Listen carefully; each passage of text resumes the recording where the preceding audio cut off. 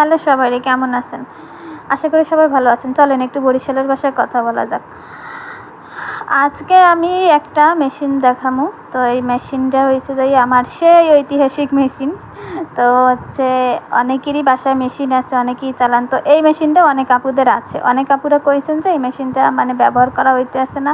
আবার কেউ একজন বলছেন মনে হয় আপু যে কীভাবে ব্যবহার করা হয় আমি জানিই না, বাসায় পড়ে আছে।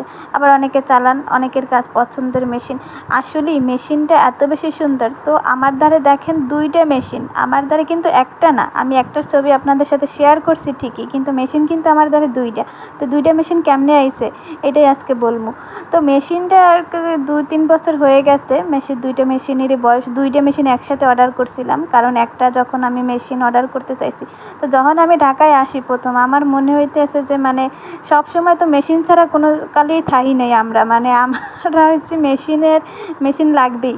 তো কোনো জিনিস তৈরি করাই লাগবে, সেই জন্য মেশিন লাগবে। তো খুব বেশি তখন মেশিনের ফিল করতেছিলাম যে আসলে কই দিয়ে মেশিন পাওয়া যায় বা কীভাবে। হঠাৎ করে এইটা দেখি চায়নার একটা পেজে।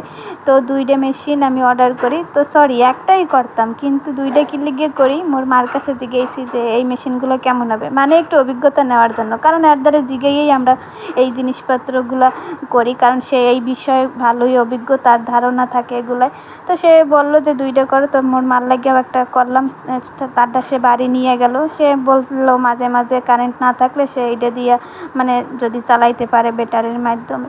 তো ভালো কথা, খুব শখ করেই মানে নেছে, আমিও শখ করে নিলাম। তো আমার এই মেশিন দিয়ে আমি কিন্তু মেলা জামা কাপড় বানাইছি, মানে অনেক জামা কাপড় বানাইছি। আমার গায়ে পরা যে জামা কাপড়টা দেখতে আছেন, গায়ে পরা ড্রেসটা কিন্তু খুবই সুন্দর। আপনারা কিন্তু এর আগে ওটার প্রশংসা করছেন। এটা যদিও আমি হাতে ডিজাইন করছি, ব্লক করছি, হ্যান্ড করছি, তারপর এইটারে বানাইছি।